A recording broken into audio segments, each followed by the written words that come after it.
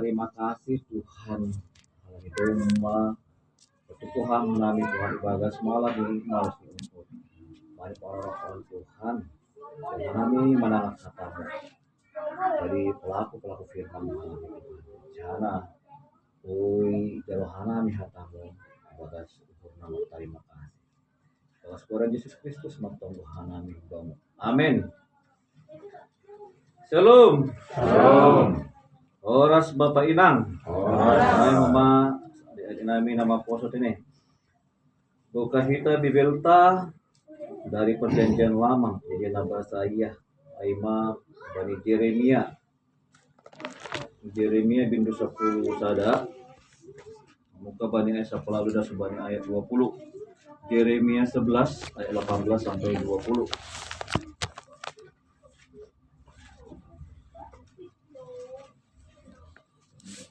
Jeremia ay samping nga doon lagi. Samping ni Ezekiel, samping ni si daw. Saya. Ini tangis. Coba dapat kita apa na? Amen. Ang goro mo dapat kita ase baca kita noon tene anami hori ayat na perlu bi ayat ma ayat 10. Inang pakon pemudi ayat 10 sia. Jana Bapa pakon pemuda ayat yang terakhir ayat 20. Biar halani domba sisi kita membaca firman Tuhan ase kita pembacaan firman Tuhan. Jeremia 10 sada ayat 10 lalu dan sebani ayat 20. Kita hion hal anatot si Jeremia. Jahobado na pabotokan ay baku gabil botok. Iedo patarikan baku pembahayanan si dia na jahat ay. Tapi ang Pemuda pakon pemudi pemuda. Ina pakon pemudi. tapi ang sa biri-biri na lomudo na tinutulo panayatan seng dapat gurun na amalo hape dinamidea maglite na makatamo persedan mahayun mo mapagbuhat ni buis komita mahaya ang tanong ni harap na magulo kasi ulang ledon na magingat ikuran ni. Tapi ham le jawab aja baut. Pangu na pitor do ham. Siuji pihak pangur. Terhadap nama baku pampalanganmu bersedia. Ayo bamudo bondoskon perkaraku. Amin. Terima kasih bagi pembacaan firman Tuhan bagi panahon. Kenali isa pahanag usay tabani ita ganupan Bapak Ina Saudara nama poso. Shalom. Shalom. Anggo ijelaskan kami secara cerita pasal teks tahun agi betul ayat karena kita kan bingung kan dari mana sih apa mulai dari ayat 18 sampai dengan ayat 20 apa sih masalah ini. Jadi ini dilatar belakangi bani keadaan bangsa Israel, bangsa Yehuda, bani orang Ai. Ketika masih dipimpin oleh seorang Raja Yosia berhasil menerapkan yang namanya revolusi iman. Halat Israel kembali ke pangkuan Tuhan, memuji Naibata, menyembah Naibata. Tetapi ketika Raja Yosia wafat, digantikan oleh Nyumbahni, nah masih Joahas nih. Disinilah muncul permasalahan. Kembali bangsa Israel itu menjadi bangsa yang menumbah gana-gana, bangsa yang hengkeng, bangsa yang tidak memuliakan Tuhan di bagas perpuluhan ini, sehingga banyak orang Ai diutuslah seorang nabi yang bernama Jeremia untuk menyampaikan pesan Allah, pesan kenabian, pesan Allah kepada bangsa Israel agar mereka bertobat karena Tuhan akan menjadikan hukuman bagi Sidea. Sementara seorang Jeremia ini kan kita ketahui adalah Jeremia seorang nabi muda, bahkan sudah dipilih Tuhan ketika ia masih dalam kandungan, bahkan pernah menolak panggilan Tuhan dengan mengatakan aku masih muda Tuhan, aku tidak pandai berbicara. Tetapi apa? Tuhan tetap memakai dia. Dan Tuhan percaya akan potensi seorang Yeremia menjadi nabi Tuhan. Demikianlah. Dan kita harus ketahui bahwa kejadian ini adalah di kota Anatot. Nah, ini gua ada nyetak kenaikan. Di kota Anatot. Gue baca itu dari awal ini. Dan lebih parahnya, si Yeremia ini berasal dari kota yang sama. Ia nyumbah nih utah Anatot itu. Kita bisa bayangkan bagaimana kita yang dalam komunitas kita disuruh menyampaikan teguran yang sangat keras kepada komunitas kita.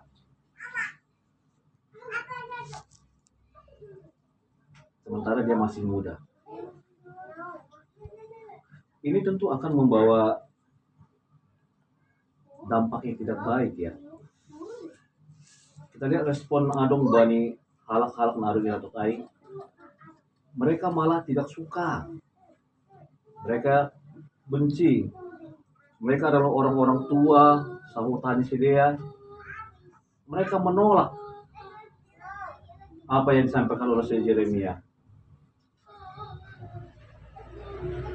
Bahkan menurut Fir'aun, mereka berencana untuk membunuh si Yeremia.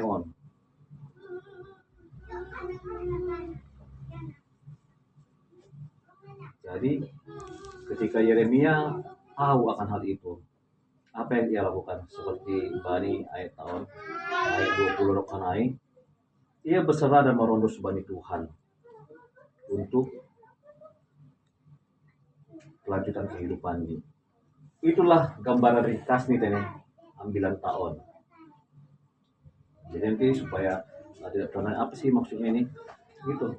Ayat 18 itu dia tahu, dia disuruh Tuhan untuk menyampaikan kabar, menyampaikan pesan bahwa bangsa ini akan dihukum. Ayat 19 dia tahu bahwa dia akan dibunuh oleh saudaranya sendiri, oleh sahutani sendiri. Karena mereka tidak terima, ditegur.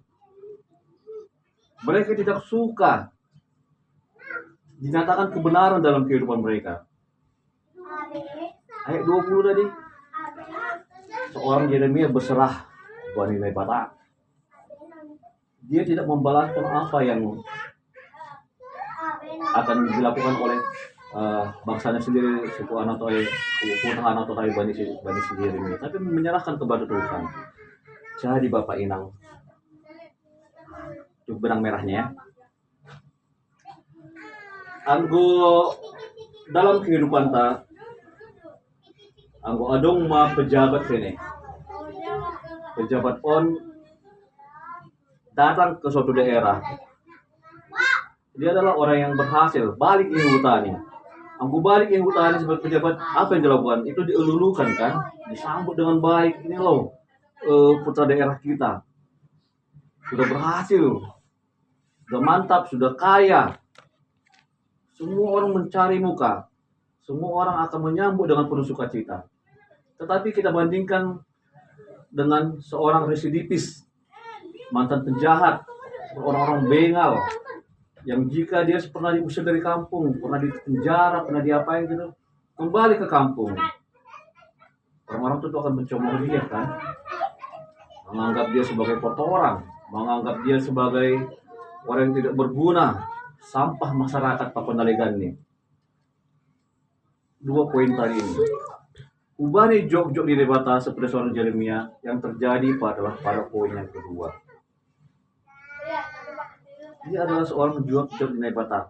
Tetapi ketika disambut datang ke kampungnya sendiri untuk menyampaikan pesan Tuhan, dia malah dihujat, direncanakan untuk dibunuh, dia dianggap seperti penjahat, kotoran, bahkan mereka akan menuntaskan sampai orang tidak ingat lagi siapa namanya katanya. Bahasa dalam ayat 10 ayat. Memang ngeri Bapak Inang ketika kita akan berhadapan dengan saudara kita sendiri untuk menyampaikan sesuatu kebenaran.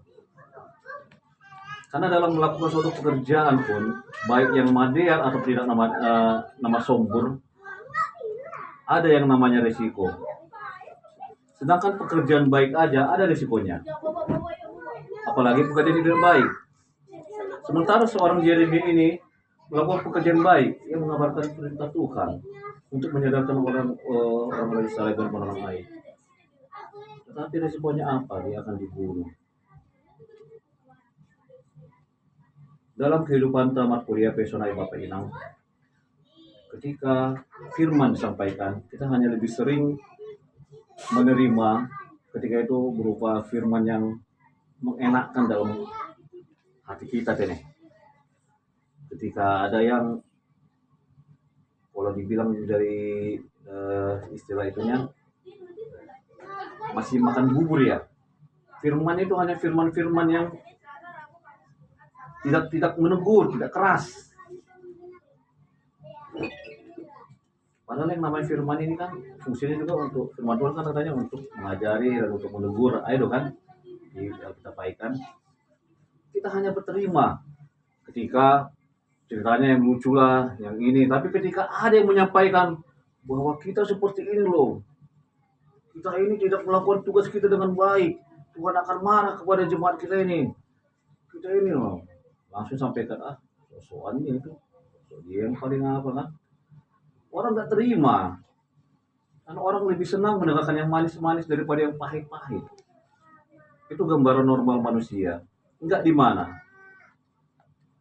Bahkan dalam kehidupan gereja, maaf kata ini, dalam kehidupan gereja harusnya secara logika kita kan itu kehidupan yang baik ya.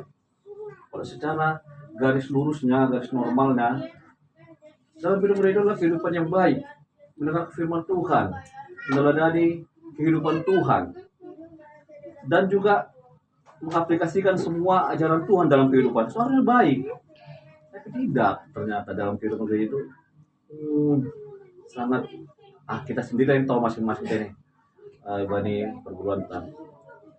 Dalam gereja itu muncul kubu-kubu, dalam kehidupan gereja itu muncul yang namanya perselisihan. Dalam kehidupan gereja itu malah muncul saling menjatuhkan dan banyak lagi. Jadi sangat berat ketika kita menerima firman yang sangat keras menegur kita.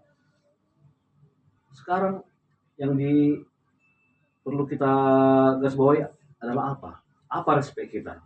Apa respon kita? Apakah kita seperti orang Anatot tadi, orang Israel tadi, kita hengkeng, keras hati, tidak menerima, kita malah merasa bahwa diri kita yang benar. Itu respon yang pertama. Tapi ketika ada respon, kita mendengarnya, kita menerimanya, introspeksi diri, kita kembali ke jalan yang benar. Nah itu nih. Kembali menjalankan fungsi gereja pada landasan yang tepat.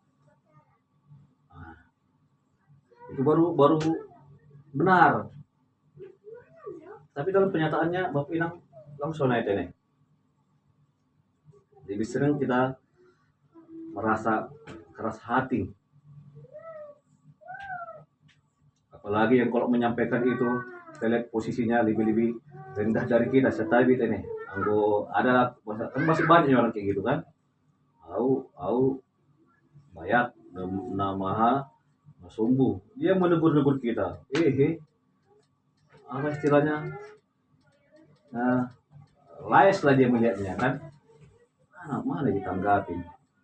Tapi kalau udah yang beteng-beteng itu menyampaikan misalnya punya jabatan ini, jabatan itu yang salah pun dibilangnya, kita jilat-jilat. Iya kan? Iya kan? Tapi nih si bujur liur nih. Karena ini tadi disuruh menyampaikan kebenaran. Apalagi yang gue di Ganasiam minggu lalu, Bani Bapak Sekretarista, itu benar loh. Kita harus menyampaikan kebenaran itu, walaupun kita dalam kondisi salah, harus sampaikan kebenaran. Walaupun orang tidak suka ya, silahkan. Tapi yang kita sampaikan itu adalah suatu kebenaran. Tetapi dipastikan bahwa Ketika orang-orang tidak suka, orang-orang tidak mau, kita jangan putus asa, kita jangan menyerah. Tetapi ambillah sikap seperti seorang Yeremia ini. Apa sikapnya? Dia berserah kepada Tuhan, menyerahkannya kepada Tuhan. Ketika orang anak tadi bersekongkol ingin membunuh dia, mungkin ketika ada komunitas lain di gereja kita ingin malu supaya kita jatuhkan dia, gimana sebut kita malu kita buat dia ya.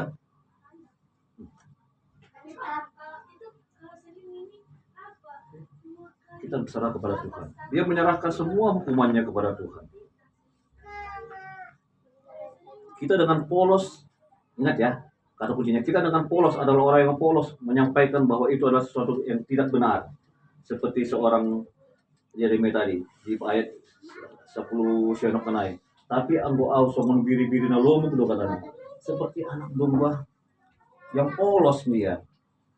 Dia nggak tahu, dia hanya menyampaikan, tapi dia sudah digiring untuk disayat, mau dikorbankan. Inti yang perlu bagi kita di sini, menyatakan kebenaran itu haruslah dekat dengan Tuhan. Kita tidak bisa menyatakan kebenaran, menyampaikan kebenaran ketika hidup kita kontras dengan apa yang kita sampaikan ke orang-orang ini. Kuncinya hanya itu. Seperti tema tabani panarangon, lambin dohor bani Tuhan. Ketika kita dekat dengan Tuhan, ketika kita menyatakan kehidupan kita kepada semua orang, kepada semua komunitas melalui firman Tuhan, apa? Kita adalah orang yang ramah, orang yang tidak suka berantem, rajin ke gereja, rajin ibadah, dan juga rajin menolong, mau masyawar, sesuai dengan ajaran Kristen. Kita menunjukkan kepada orang. Tentu itu akan menjadi poin penting. Orang-orang pasti dengan sangat mudah akan menerima kita walaupun kita mengatakan A. Coba Nasyam ingat-ingat ketika Nasyam berteman atau dalam kegiatan apapun. Ketika ada satu orang teman Nasyam dalam kegiatan apapun, rajin dia. Semua dikerjainya. Artinya seperti Hanami Hinan, Sangga Hongga Hanami praktek on job training di hutan-hutan Ibasrai. Ada satu, kami malas mengerjakannya karena harus mencangkol, menanam, menebang pohon. Tapi gara-gara ada satu orang yang begitu giat, semua dikerjainya, memasak pun dia, ngapain masak, kami pun jadi agak tenang. Tapi memang dilakukannya benar. Jadi apa yang dibilangnya, kami ikutin. A katanya A, B, jadi memang jadi cocok aja pemimpin dia. Kita nurut karena kita sudah melihat contoh yang hidup dari dia. Coba pikir-pikir Nasyam, pasti pernah kejadian seperti itu. Lihat si A itu, ini rajinnya ini ya ikut, gitu. Demikianlah, jangan sampai kita untuk menegur seseorang ketika kehidupan kita juga tidak sesuai dengan firman Tuhan. Itu nanti jatuhnya ke arah benci dan dengki. Jadi pastikan ketika kita menegur itu, kita tidak melakukan hal yang sama dengan orang yang kita tegur. Jangan pula kita sama melakukan dengan dia, tapi kita tegur dia. Itu nggak benar namanya, itu namanya kebencian. Kita menegur dia karena dia suka mencuri. Karena kita juga pencuri. Ini menegurnya ini jatuh dalam bukan dalam hal kasih lagi. Ini adalah kebencian. Ya. Jadi usahakan ketika menegur itu, menegurlah di dalam Tuhan. Seperti yang terjadi pada pendeta HKBP yang menguburkan itu, kan viralnya itu dulu kan. Orang-orang katanya melihat dia sekilas di itu aja bahwa dia tidak mau menguburkan. Dia seperti arogan gitu. Tetapi setelah diurut ke belakang katanya, dia sebagai hamba Tuhan sebenarnya sudah mengingatkan dari awal. Bani itu mama ketahuan, diingatkan pelan-pelan. Kita nggak boleh gini. Ada yang perlu dimasuk-masukkan ke dalam. Pelan-pelan, tapi dari pihak keluarga tidak menggubris katanya. Terakhir puncaknya lah pada saat yang viral kita lihat itu, bahwa terpaksa dia ngambil keras gitu. Walaupun sebenarnya kita bilang tadi bahwa menegurlah dengan kasih kan. Ini pro kontra kayak mana? Kita bayangkanlah orang lagi berduka kita gitu kan. Jadi memang nggak tahu kita yang secara nilai-nilai ini, tapi kok dari sisi Kristennya memang ya yang benar sih pendeta ini, tapi kalau memang dari sisi nilai-nilai sosialnya orang pasti berpendapat ini orang dalam berduka harusnya dia menegurnya dengan baik loh, nggak usah gini. Ternyata dari awal sudah dikasih tahu bahwa saya sudah menegur gitu. Ingat pada kejadian tahun berapa masalah di Surabaya. Ada kita berita dia, nanti bisa kita berita. Ada pas saat ujian akhir nasional SD terjadi contek menyontek massal di situ. Semua orang anak-anak itu ujian bisa menyontek. Tapi ada satu anak dia nggak setuju. Dia melaporkan hal itu kepada orang tuanya. Semuanya menyontek tadi. Orang tuanya pun melihat itu marah. Lalu dia memberitahukan ke pihak dinas terkait pendidikan dan kebudayaan. Orang kampung sekitarnya yang itu marah sama mereka, diusir mereka dari kampung. Sok bersih kalian katanya, diusir mereka dari kampung. Tapi pada akhir-akhirnya apa yang terjadi? Mereka sadar, orang kampung sadar. Disuruh lagi kembali yang diusir mereka itu kan. Nanti kita cari di berita ada itu di Surabaya, kejadian Surabaya. Aima Bapak Inang. Untuk dari sisi teologisnya, dari baca ayat bacaan kita tadi itu, bahwa Tuhan tidak akan meninggalkan kita ketika kita melakukan semua perintahnya. Ketika kita yang ada di sini berani ambil risiko untuk terus maju melakukan perintahnya. Karena dua yang gendang terjadi ketika sudah berkali-kali melakukan hal yang baik, melakukan perintah Tuhan, tapi merasa tidak ada hasilnya, tidak ada gunanya, bahkan dia yang merasa terpojok bahwa hanya aku aja terus yang begini. Lanjutkan terus, kata Tuhan ini. Bukan mundur, tapi lanjutkan terus, serahkan kepada Tuhan. Karena sesuai banyak ayat 20 on makanai. Tapi ham ale jaga bajawat, pahum na pintok doham. Si uji pihak-pihak pakot uhur patadakon ham membaku pambol samu bani sedia. Tuhan yang akan bekerja. Untuk apapun itu. Untuk menghukumkah, untuk membangkitkan kembalikah, untuk meningkatkan kehadiran kita semua pertemuan ini kah, untuk apapun yang baik, Tuhan yang akan bekerja. Hanya sebagai orang yang harus berserah. Tidak boleh kita menyerah ini. Tunai homa seksi bapang, tunai homa kita terpotaon.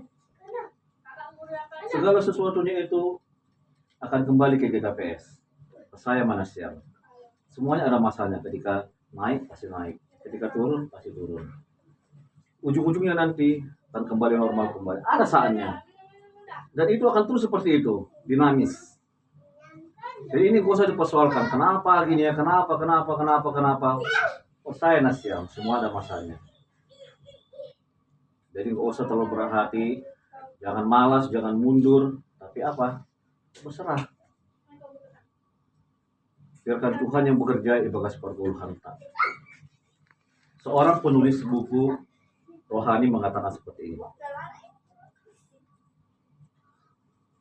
Si Angela Beach Silverton, banyak buku-bukunya tentang rohani. Jadi, ketika hidup tampak tidak adil, Tuhan tetap menjaga hidup kita menurut kehendak dan waktunya. Ketika hidup tampak tidak adil, seakan-akan kita yang terus merasa, kita bilang tak terzolimi, kita yang hanya bergerak, kita yang hanya semua.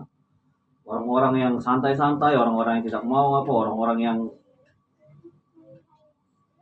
Tuhan tetap menjaga hidup kita menurut kehendak dan waktunya. Menurut kehendak dan waktunya. Jadi bukan menurut kehendak kita dan waktu kita. Kita maunya besok pertemuan full semua ini. Kalau Tuhan tidak berkehendak, enggak. Kalau waktunya belum tepat, ya enggak. Ya kan? Menurut waktu dan kehendak Tuhan. Demikian juga dalam kehidupan berkeluarga, Bapak Ibu. Zaman-zaman sekarang ini sudah semakin lari dari konsep keluarga zaman dahulu. Orang tua tidak berani lagi menegur anaknya. Udah tahu jelas-jelas salah.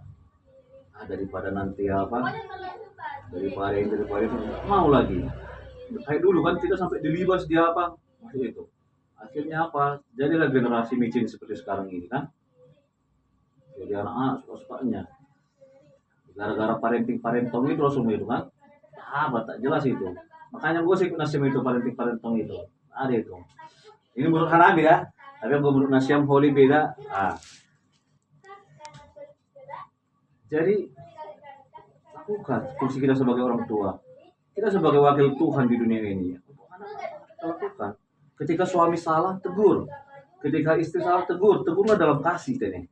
Jangan menjadikan pertengkaran. Dan kalaupun bertengkar, usahakan jangan lebih dari 1 hari. Karena kalau sudah 1 hari lewat sampai matahari terbit katanya, matahari tenggelam, itu akan menjadikan kepahitan. Makanya anggota siang berantem, suami istri, usahakan jangan 1 hari. Kalau udah lewat 1 hari itu udah bahaya. Nggak usah menharami pesona itu. Usahakan ya kalau berantem menharami kan, nggak boleh lewat 1 hari. Bahaya nanti.